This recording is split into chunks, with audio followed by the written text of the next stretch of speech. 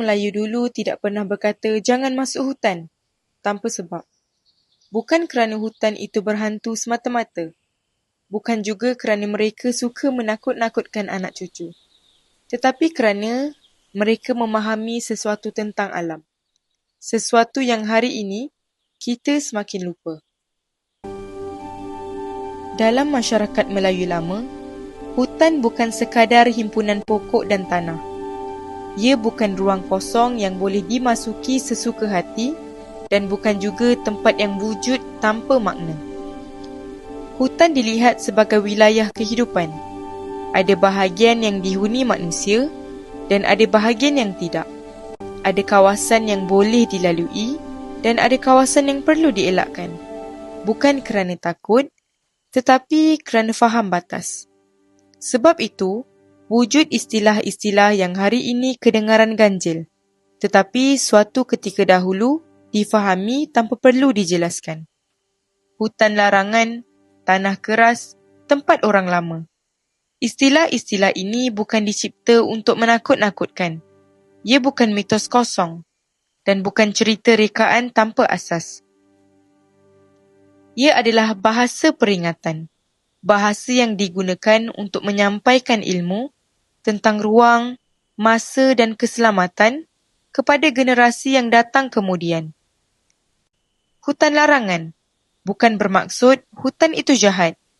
Ia bermaksud kawasan itu sensitif, sama ada dari segi bentuk muka bumi, kehidupan liar atau keseimbangan alamnya. Tanah keras bukan semata-mata cerita mistik. Ia merujuk kepada tempat yang sukar dijangka, mudah membawa mudarat jika dimasuki tanpa pengetahuan. Dan tempat orang lama bukan pengakuan bahawa manusia tidak bersendirian, tetapi pengakuan bahawa tidak semua tempat dicipta untuk kita. Orang Melayu lama memahami satu perkara penting. Dunia ini luas dan manusia hanyalah sebahagian kecil daripadanya. Sebab itu, kepercayaan mereka bukan sekadar percaya kepada yang tidak nampak, tetapi percaya kepada keseimbangan. Keseimbangan antara manusia dan alam, antara keberanian dan kebijaksanaan, antara keinginan dan adab. Maka, pantang larang itu bukan untuk mengikat, tetapi untuk melindungi.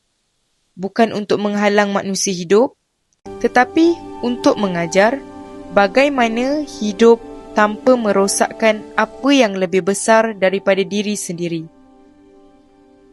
Orang Melayu lama percaya bukan semua jalan selamat dilalui sesuka hati.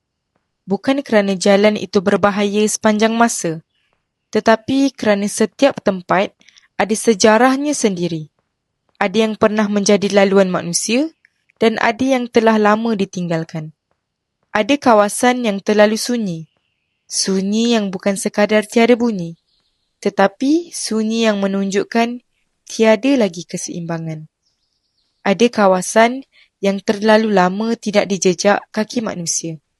Bukan kerana ia jauh, tetapi kerana orang lama sudah lama memilih untuk menjauh. Dan ada juga tempat yang pernah berlaku kematian aneh. Bukan untuk diungkit, bukan untuk ditakuti, tetapi untuk dijadikan sempadan.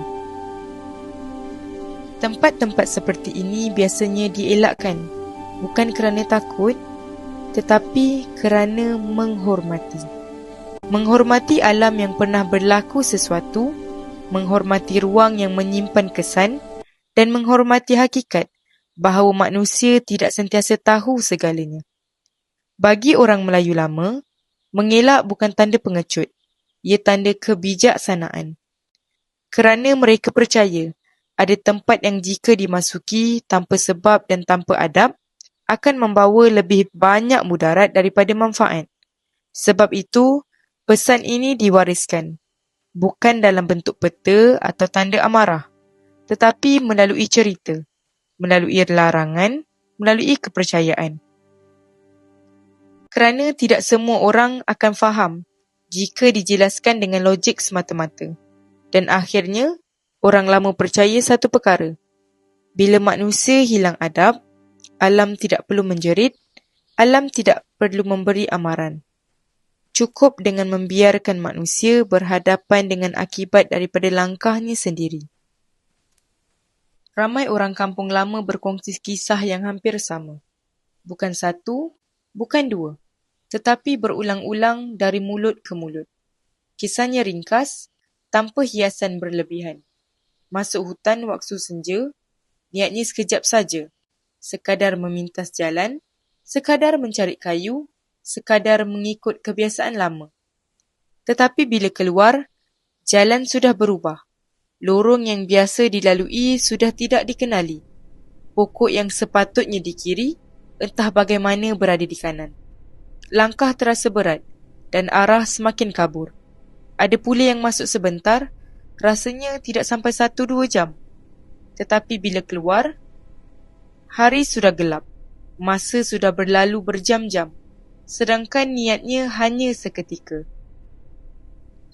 Ada yang cerita tentang bunyi bersiul. Bukan kuat, bukan jelas, tetapi cukup untuk membuatkan hati berpaling. Ada juga yang dipanggil dengan suara yang dikenali. Suara orang rumah, suara sahabat, suara yang membuatkan kaki hampir melangkah tanpa berfikir panjang. Dan bila ditanya apa yang mereka rasa, hampir semua menjawab perkara yang sama. Bukan takut, tetapi keliru. Keliru tentang masa, keliru tentang arah, keliru tentang diri sendiri. Tiada yang mendakwa mereka lihat sesuatu.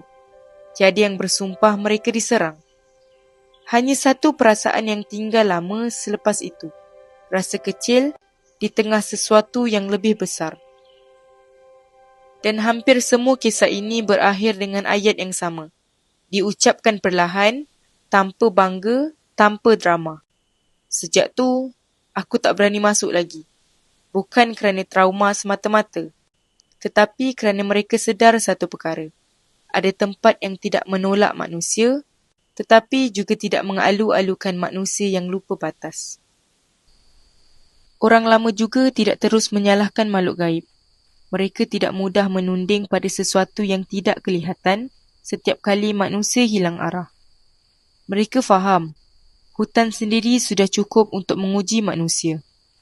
Arah boleh memesong kerana bentuk muka bumi. Lorong yang sama boleh kelihatan berbeza apabila cahaya berubah. Kabus boleh mengelirukan pandangan. Apa yang dekat terasa jauh. Apa yang lurus tampak seperti berbelok. Dan sunyi. Sunyi yang terlalu lama boleh memanipulasikan minda. Bunyi kecil menjadi besar. Fikiran mula mereka-reka. Ketakutan muncul bukan kerana sesuatu mengejar, tetapi kerana manusia sudah hilang pegangan. Sebab itu orang lama lebih banyak bercakap tentang diri, bukan tentang makhluk lain. Pesan mereka ringkas, tetapi berat maknanya. Masuk hutan jaga niat, kerana niat yang kotor membuat langkah menjadi cuai. Jaga mulut, kerana kata-kata mencerminkan sikap, dan sikap menentukan bagaimana manusia dilayan oleh alam. Jaga langkah, kerana satu langkah tanpa fikir boleh membawa jauh daripada jalan pulang. Bagi orang lama, yang paling berbahaya di hutan bukan apa yang tidak nampak, tetapi manusia yang masuk tanpa sedar diri. Kerana bila akal longgar dan adab ditinggalkan, alam tidak perlu menghantar hantu. Manusia sudah cukup untuk menyesatkan dirinya sendiri.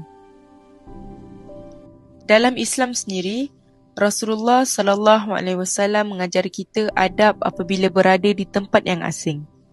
Bukan dengan rasa takut yang melampau, tetapi kerana kesedaran bahawa manusia sentiasa berada di bawah jagaan Allah.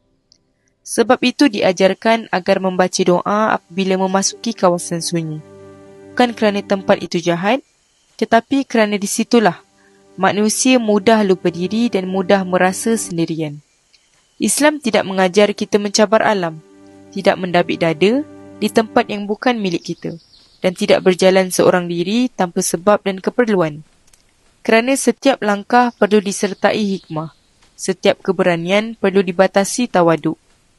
Rasulullah SAW mengingatkan bahawa dunia ini luas dan manusia adalah hamba. Hamba yang perlu menjaga adab, di mana sahaja kita berada. Maka apabila pesan orang lama selari dengan ajaran Islam, ia bukan kebetulan. Ia tanda bahawa adab lebih dahulu diajar sebelum keberanian. Bukan kerana takut, tetapi kerana sedar diri, sedari bahawa kita lemah. Kita hanya dengan izin Allah, segala langkah menjadi selamat. Hari ini, kita masuk hutan dengan ego, kamera di tangan, konten di fikiran. Bukan untuk memahami, tetapi untuk membuktikan sesuatu. Kita melangkah bukan dengan niat belajar, tetapi dengan keinginan untuk merakam, menunjuk dan pulang dengan cerita. Dalam kegairahan itu, adab ditinggalkan, doa dianggap remeh, pesan orang lama diketawakan, sunyi dijadikan latar, bukan peringatan. Kita lupa satu perkara asas. Alam tidak tunduk kepada manusia. Gunung tidak berganjak kerana keberanian kita. Hutan tidak membuka jalan kerana keyakinan kita. Dan sunyi tidak berundur hanya kerana kita datang dengan niat baik. Sebaliknya, manusialah yang sepatutnya belajar untuk tunduk. Tunduk dengan adab, tunduk dengan kesedaran bahawa kita hanya menumpang. Bahawa alam ini bukan pentas, tetapi amanah. Apabila adab ditinggalkan, manusia menjadi kecil. Dan apabila manusia lupa dirinya kecil, itulah saat dia paling mudah diuji. Orang Melayu dulu tidak melarang tanpa sebab. Mereka tidak membina pantang daripada ketakutan kosong. Mereka hanya faham lebih awal tentang batas, tentang akibat, dan tentang hubungan antara manusia dan alam. Bagi mereka, ada tempat yang bukan untuk diteroka, bukan untuk dibuktikan dan bukan untuk ditundukkan, tetapi untuk dihormati. Kerana hormat lebih lama nilainya daripada keberanian yang singkat. Dan kemudian, bukan hutan itu yang berbahaya, bukan sunyinya, bukan gelapnya, tetapi manusia yang lupa siapa dirinya. Lupa bahawa dia hanyalah hamba, lupa bahawa dia menumpang, dan lupa bahawa tanpa adab, tiada tempat di dunia ini yang benar-benar selamat.